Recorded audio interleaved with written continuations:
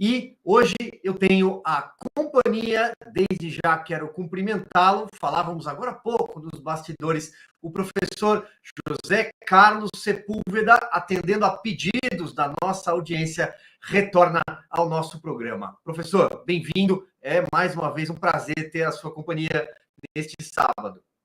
Bom dia, Silvio. A alegria é toda minha, não é? Eu fico honrado com esse convite e quero mandar aqui uma saudação para todos aqueles que já estão no chat, estão acompanhando aqui pela internet, mas também na TV, né? E realmente você disse uma grande verdade. Os temas não faltam, né? E são altamente interessantes. Apesar de toda a confusão que a gente está vivendo, eles são altamente interessantes. Uma das coisas que me faz vir com alegria aqui ao seu programa é que você é um jornalista um jornalista a sério e fora da caixinha, né? E você falou aí de uma coisa que eu acho muito importante, que é um dos problemas que eu vejo em muitas pessoas que acompanham a política, acompanham esses movimentos todos. Falta leitura, falta história recente, história remota, enfim. Ainda agora eu também estou lendo um livro, eu também gosto dos livros físicos, estou lendo um livro do Thierry Volton, que é A Volta dos Tempos Bárbaros, em que ele vai fazer a análise do que, digamos assim, da mudança do mundo a partir da invasão da Ucrânia, mas ele vai dar toda uma perspectiva histórica super interessante, o que levou a isso. Bom, mas ainda a questão dos Estados Unidos, eu estava conversando com o Ivan, e já tínhamos conversado durante essa semana, mas houve um fato que acendeu uma luz vermelha na campanha democrata. O que é que foi? Existe um famoso sindicato chamado Teamsters, que é um sindicato bem antigo nos Estados Unidos, um sindicato que no início reunia os caminhoneiros e continua a reunir os caminhoneiros, mas ao longo dos tempos ele foi abrangendo outros sindicalizados, outros operários de serviços públicos, serviços privados, e eles têm 1 milhão, quer dizer, no último cômputo era 1.400.000 sindicalizados. Bom, eles entre abril e julho eles fazem uma espécie de, não é bem uma pesquisa, porque se fosse uma pesquisa era diferente, é uma votação, quem quiser vota, para indicar qual a sua preferência do candidato que o sindicato devia endossar. Então, quando o Biden ainda estava na corrida, o resultado foi Biden 44,3%, Trump 36,3% e depois os outros. Eu não vou dar aqui para não atrapalhar os números. Bom, depois, uma vez que o Biden saiu, o sindicato se viu na obrigação de reformular essa não é uma pesquisa no sentido no sentido estrito da palavra, mas essa votação, e por isso é que isso é mais alarmante para os democratas. Houve uma mudança significativa. Desde que a Kamala Harris entrou na corrida, eles fizeram, e eu tenho aqui de 24 de julho a 15 de setembro, o resultado foi Kamala Harris 34%, Trump 59,6%, quase 60%. Portanto, uma mudança significativa, muito significativa, nesse universo que é um universo mais, digamos assim, da sociedade, mais os caminhoneiros, os trabalhadores, operários, etc. Portanto,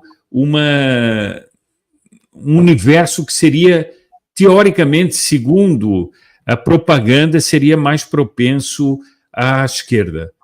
Ora, o que nós vemos aqui assim é essa grande mudança, e é uma coisa curiosa, isto não se fala no Brasil, não é? Isso já foi agora, foi no dia 15 de setembro que ele foi publicado, e não se fala no Brasil, não se propagandeia no Brasil essa grande mudança que acabou fazendo com que acendesse uma luz vermelha no Partido Democrata.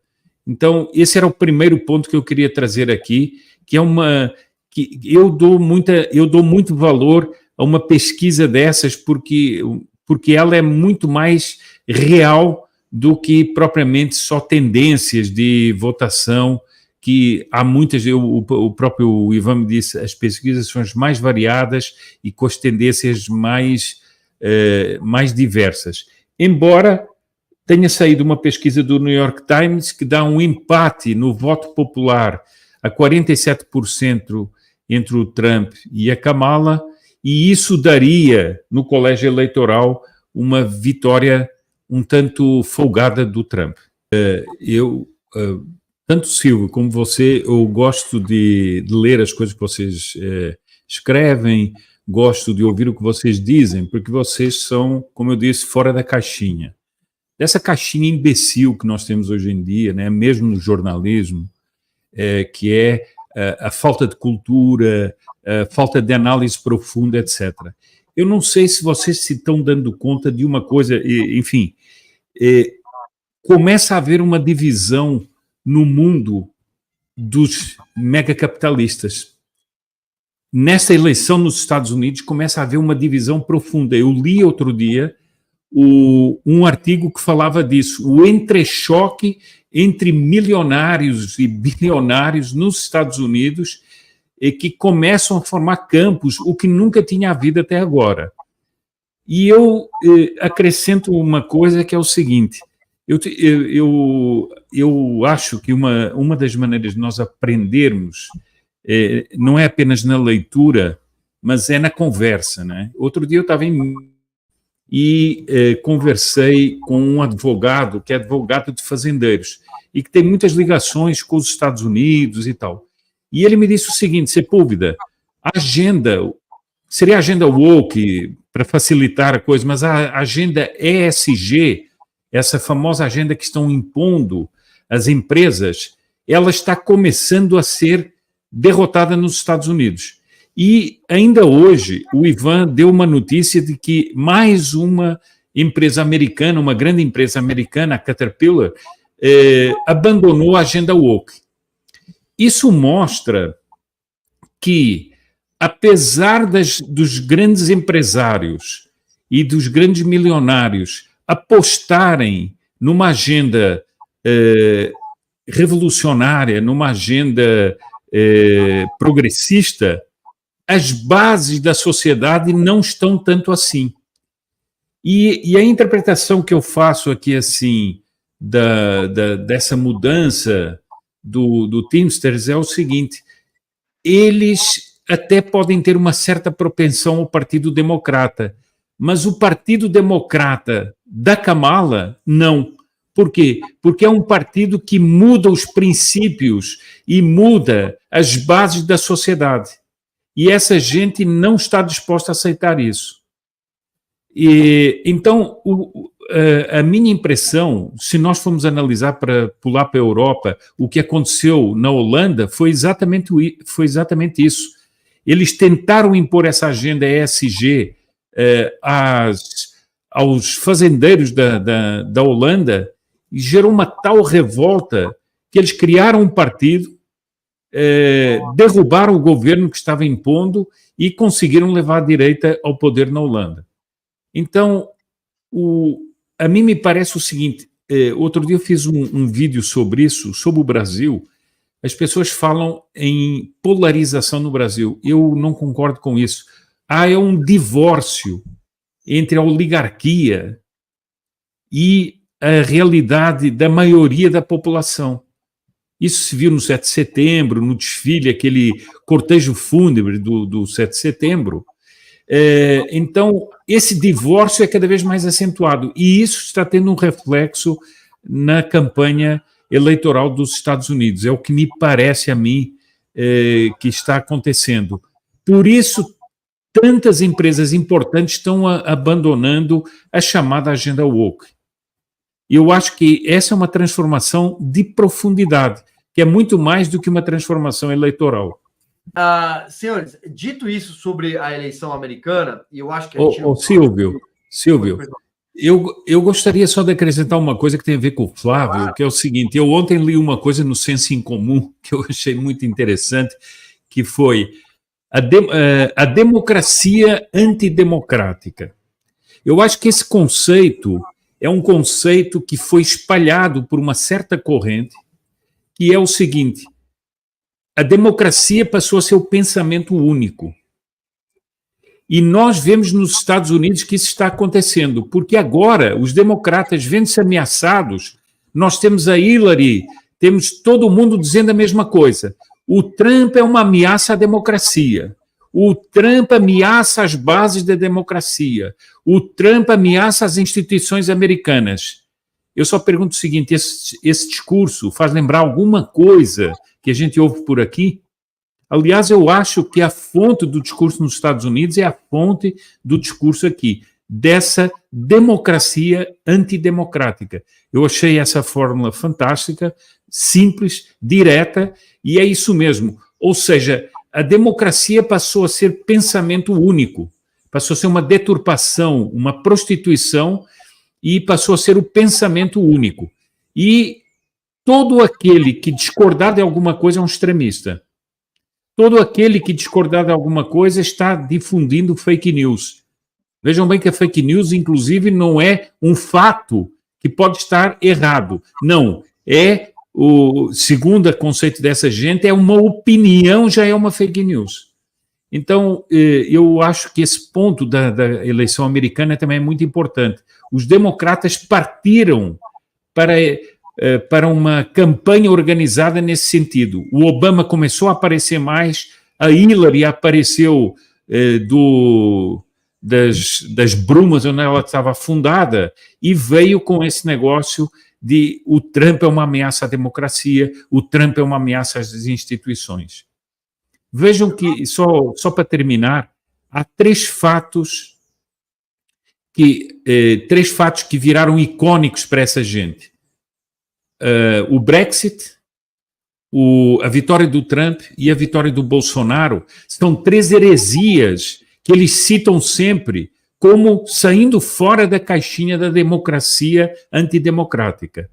E esses fatos são sempre repetidos, sempre. Por exemplo, aquele comissário europeu que queria impedir que o Elon Musk entrevistasse o Trump no Space do Twitter, ele dava exatamente esse argumento, que essas pessoas e esses fatos comprovam que a desinformação leva as populações a atitudes que não lhes são aprazíveis, né? Eu acho que isso aí foi das coisas mais escandalosas que nós vimos no processo americano. Absurdo. Quer dizer, eles deram um chute no Biden, que teve não sei quantos milhões de votos nas primárias democratas, e pura e simplesmente puseram a mulher lá, impingiram no ato mais antidemocrático que pode haver do processo interno do Partido Democrata. Razão pela qual eu acho que há muitos democratas, como Kennedy, que se estão afastando do Partido Democrata por ele estar entregue a uma banda de radicais. E esses são os democratas. O Flávio dizia há pouco da desinformação. Os desinformadores conseguiram acusar os outros de desinformação. E é o que faz a Kamala. Eu sou a democracia, mas eu estou aqui como candidata porque nós demos um chute naquele que foi escolhido pelo Partido Democrata. Quer dizer, o cinismo e a hipocrisia reinam totalmente. E eu acho que essa é uma das coisas alarmantes que nós estamos assistindo. Eu não vou comentar isso aqui, mas o escândalo que está havendo na Espanha, pelo verdadeiro golpe dado por um governo que se diz democrático na Europa, etc., e que arrancou da Venezuela o legítimo candidato vencedor das eleições e o sequestrou para levar para a Espanha, é uma coisa escandalosa. Ontem eu assisti programas da Espanha que falavam de sicários, políticos sicários. Nós estamos caminhando para isso. E a Kamala, como disse o Flávio muito bem, a grande coisa dela é: sou mulher e sou a garantia da democracia. Mas agora tem mais uma. Ela diz que tem uma arma em casa para se defender. É. Mas aí parece piada. O que nós estamos vendo é uma verdadeira um debate interno de Israel sobre a sobrevivência do Estado de Israel e a contenção de algo que eu acho que pouca gente fala, que é o seguinte: as ondas islâmicas que poderiam vir e ter uma força muito maior e que recebem apoio, por exemplo, de um Estado, que é um Estado que patrocina o terrorismo, como é o Irã. Eu hoje de manhã estava lendo algumas coisas do Jerusalem Post e eles dizem o seguinte, que há uma discussão interna em Israel se não é o momento de atacar o próprio Irã. Em vez de ficar só atacando os proxies do Irã, atacar o próprio Irã. Portanto, nós vemos bem a dimensão que está tomando aquelas ações de Israel no Oriente Médio. Eu queria só lembrar aqui uma coisa, que é dessas pequenas coisas que passam batidas, porque todo mundo agora foram para a ONU, mais uma vez, condenar Israel, etc. Só queria lembrar que é o seguinte: em 2006, houve uma decisão do Conselho, resolução do Conselho de Segurança da ONU, 1701, que dizia o seguinte, que o Hezbollah devia se retirar de todas as regiões onde ele está hoje em dia, que ele devia se desarmar e que o país, o Líbano, deveria exercer o controle militar sobre o território, sobretudo sobre o território próximo a Israel. Ora, nada disso foi cumprido. Mas essa gente depois vai para a ONU atacar Israel, que eles não respeitam a lei internacional, quando, por exemplo, essa resolução não está sendo cumprida. Então, digamos, o cinismo e a hipocrisia também são muito grandes. Mas eu acho que aqui há um outro ponto muito importante, é que a administração Biden está tendo, como já teve em vários outros lugares, uma atuação péssima. Sobretudo um senhor chamado Jack Sullivan, que tem um papel muito grande de interferência. Isso não é dito por mim, é dito por jornais internacionais. Nas eleições do Brasil, esse senhor que é assessor de segurança nacional do Biden, ele de todos os modos quis conter os ataques de Israel ao Hezbollah. Portanto, sempre fazendo aquela política de contemporização com o terrorismo e com o Irã. O que é que aconteceu? Todas essas ações dos últimos dias, nenhuma delas foi comunicada aos Estados Unidos. Nenhuma.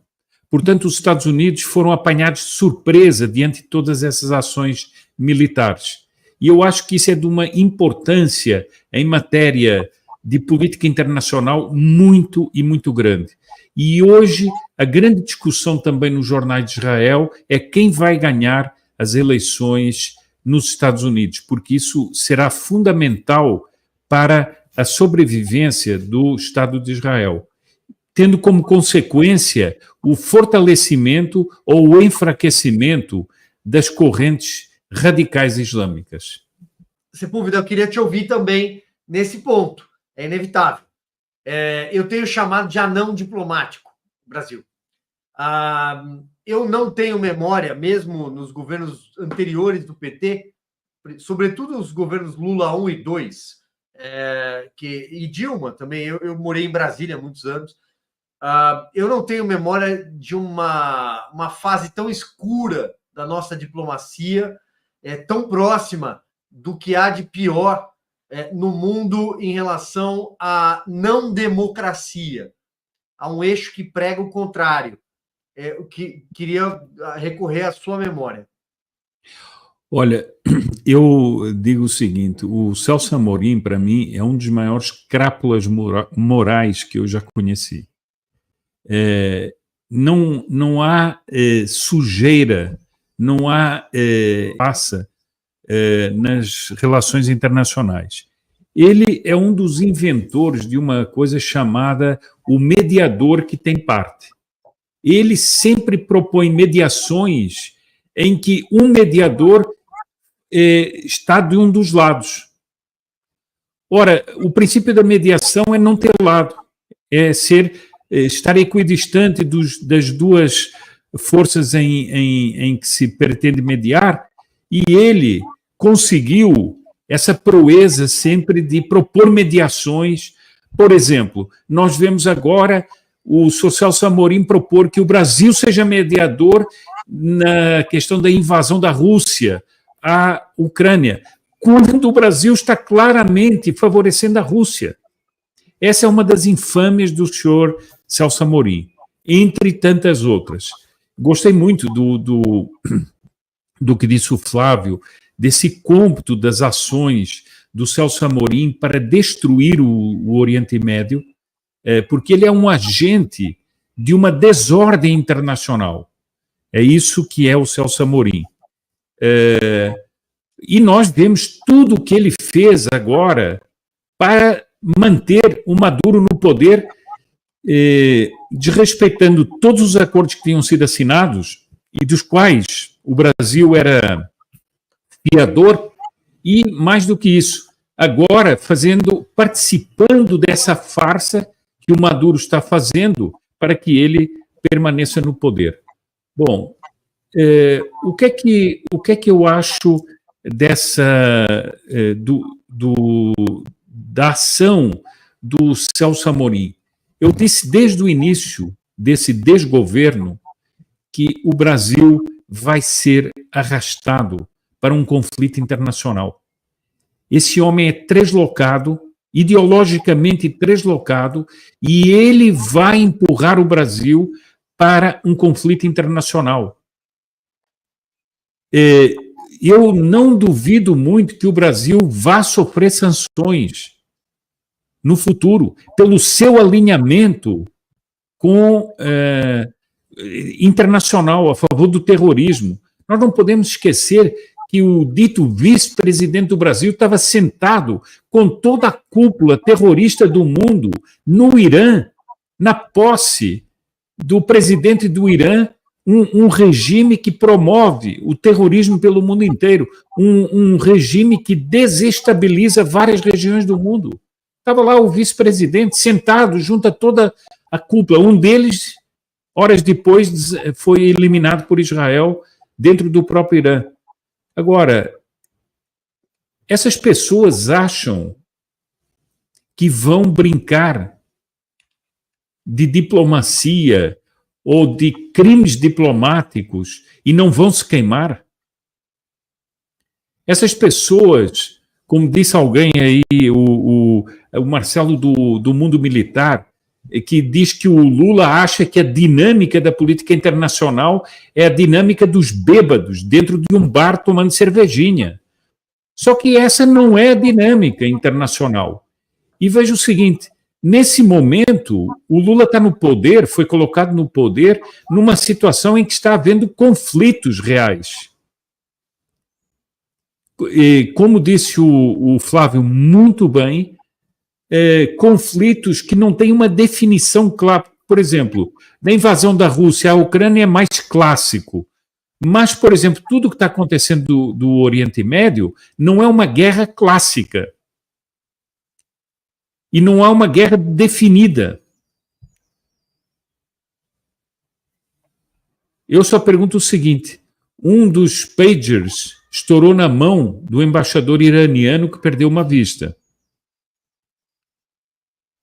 Isso mostra a ligação da diplomacia iraniana com o terrorismo do Hezbollah. Eu pergunto o seguinte: pelo caminho que nós estamos seguindo, qualquer dia não vai explodir um pager na mão de um diplomata brasileiro? E será só isso? Será que não virão sanções econômicas internacionais sobre o Brasil? Será que não virão sanções tecnológicas sobre o Brasil? Por quê? Porque nós temos um alucinado ideológico que quer, porque quer, implantar uma nova ordem, que é uma... Dentro da ordem relativa internacional, ele quer lançar a desordem internacional. Está aí o livro dele falando de que o Hamas, dizendo que o Hamas é uma força política legítima.